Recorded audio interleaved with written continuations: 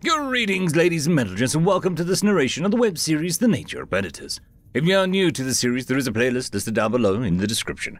And as always, I hope that you enjoy. Chapter 110.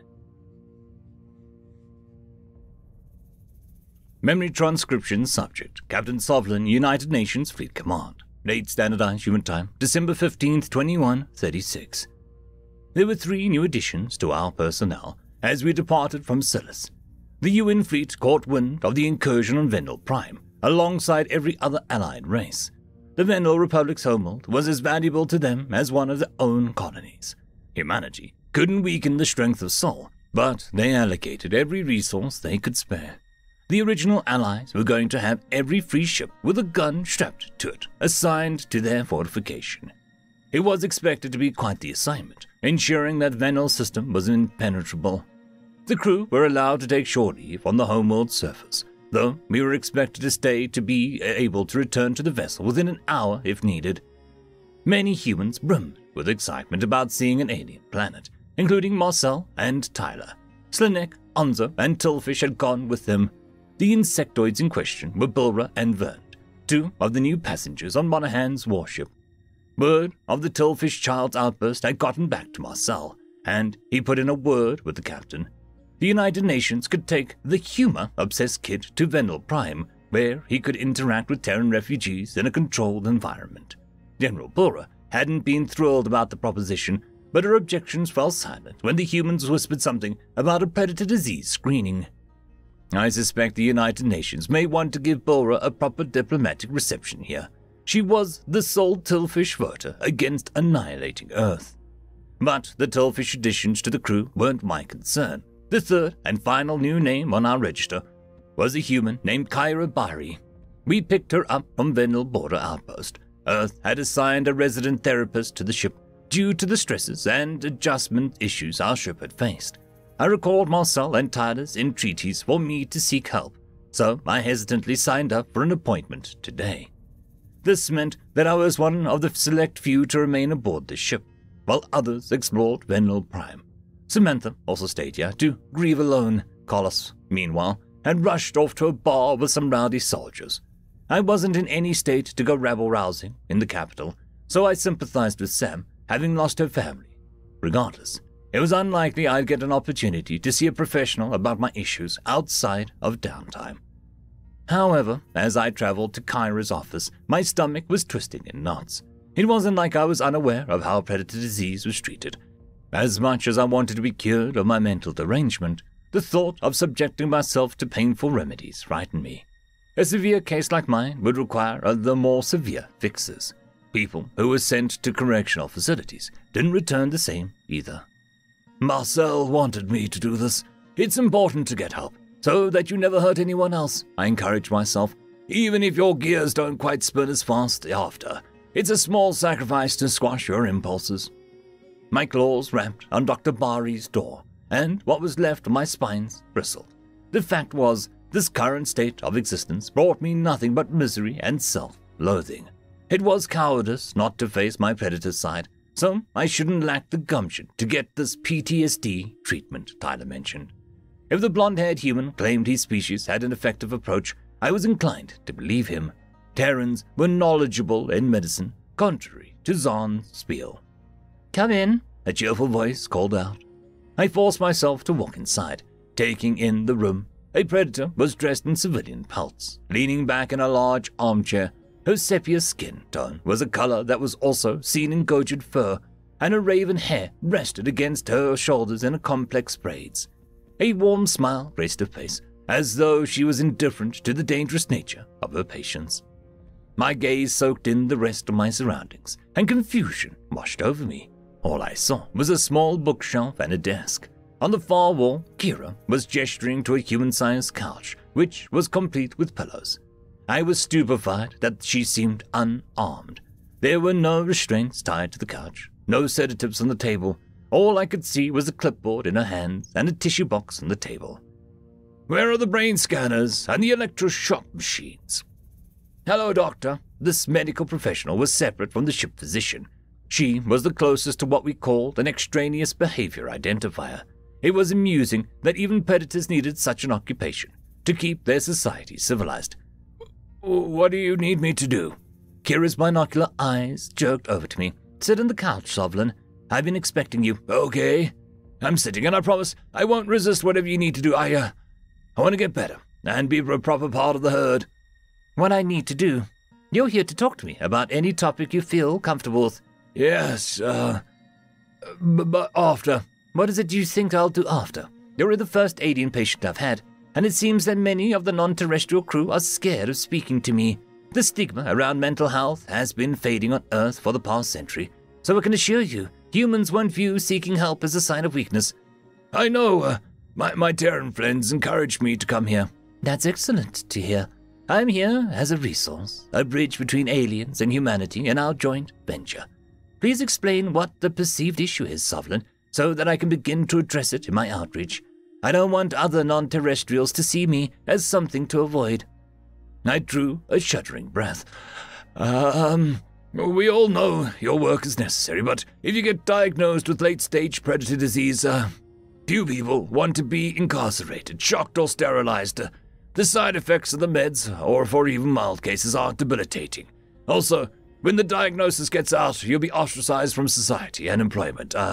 I know that, and I'm still here, because I can't live like this. Dr. Bari's jaw slackened, an immediate failure to mask her surprise. Her eyes widened as a mix of horror and outrage filled her pupils. The human took several seconds to collect her thoughts, and I forced myself to hold her stare. Even a predator must wish that she was armed around a self-diagnosed madman. Perhaps she was upset that I'd slipped under the radar for so long. I'm flawed. That retreatment of mental health is somehow more atrocious than our methods in medieval times, Kyra said. First off, I can guarantee that no human will electroshock or sterilize anyone here. The only case in which you would be incarcerated is if you voice an immediate threat against yourself or others. I chewed at my claws with anxieties. I understand.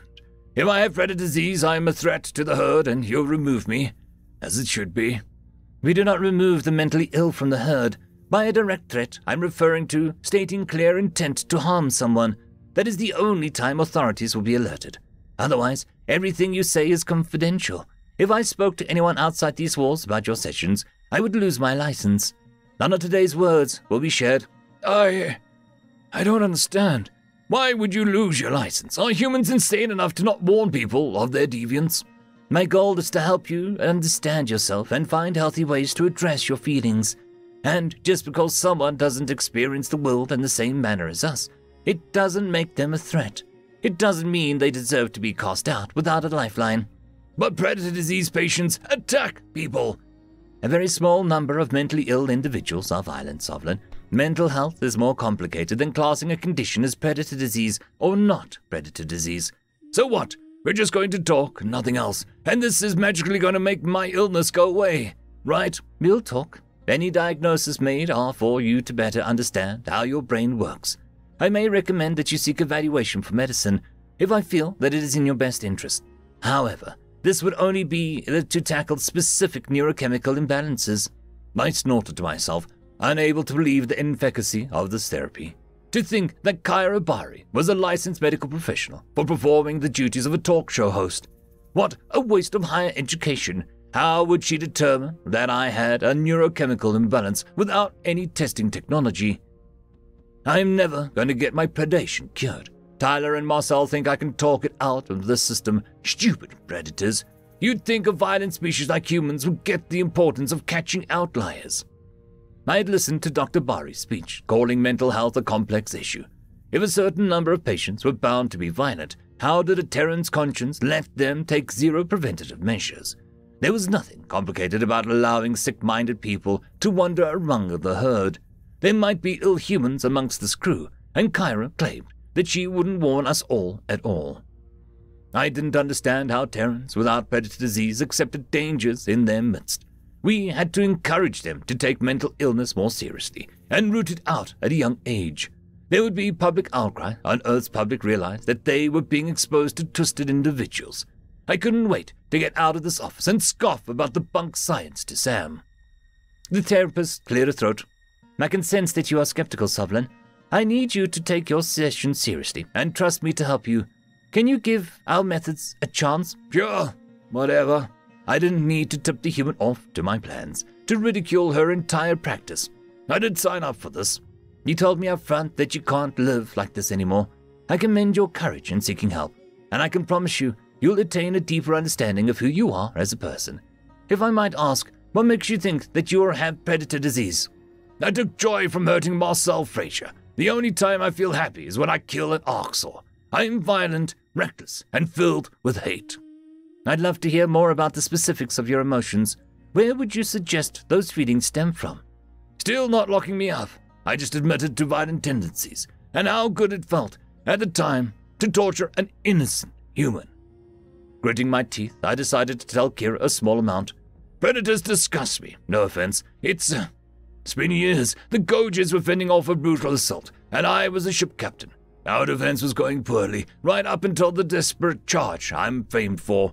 Just before we drove them off, I was on a call to wish my daughter a good night, when Arxel ships reached our neighborhood. For some reason, I began to spill my past in rambling fashion. Kyra would prompt me whenever my words dried up and jot notes down on a clipboard. The human didn't discourage the free flow of tears. I was ashamed of how they poured over with every word. The tissue box came in handy, but for some reason, I couldn't stop opening up about the painful topics. A significant amount of time breezed by as I recounted my family's death. The tale carried all the way from my suicide charge to the funeral. The astute therapist picked up on my feelings of guilt for the failed defense of the cradle. The Terran was patient. When I broke into hysterics, unable to speak for minutes, she then coaxed me into recalling good memories about my family, including the day my daughter, Hania, was born.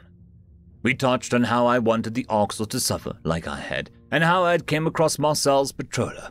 With each passing day of staring into his eyes, I was reminded how every gory detail, as my daughter was ripped apart, the idea that humans were plotting that against the Vendel enraged me. Zahn's intel convinced me that they were an evil race. Meanwhile, my own first officer was being enraptured by the monster. It was unacceptable. I had to kill Marcel. I wanted him off my ship because I thought his thirst for blood defined him. Kyra didn't bat an eye as I recounted my heinous acts. She allowed me to discuss the first evidence I saw of human empathy at the border outpost. The therapist listened with calm nods while I recounted the horror of seeing my homeworld demolished. My ignorance of humanity's true nature caused that tragedy. Faced with video evidence of Terrans dying for our civilians, I couldn't hide from the fact that they could feel like us. After that last word spilled from my mouth, I hugged a wad of tissues to my snotty nose. Perhaps she understood the cradle's loss, given the undeserved attack on Earth. However, there was no question that I had brought condemnation on our race. That was without even broaching the topic of Seleni's revelation, that our species was predatory ourselves. Enough of Kyra's time had been wasted, listening to me sob all over myself. I slumped my shoulders and waited for her judgment. Thank you for sharing that with me, the human said. I can't imagine how difficult it's been to have all this on your chest and to deal with such a horrible loss alone. I'm sorry. My head snapped up. You're sorry? I just dumped my issues all over you. You did no such thing. The intense emotional reactions you described, as well as the flashbacks and the depression, all fit the post-traumatic stress disorder. What that means in severe situations, trauma can cause lasting changes to your brain. You become stuck in that moment. There are steps that we can take to mitigate your symptoms, including cognitive behavioral therapy and gradual exposure therapy. I don't understand. You don't have to. We are well past our time, but this was an important first step. You did a great job opening up to me. I'd like you to come back tomorrow so that we can continue this conversation. I guess I can. You're a powerful listener. Humans are so attentive, with your eyes and all.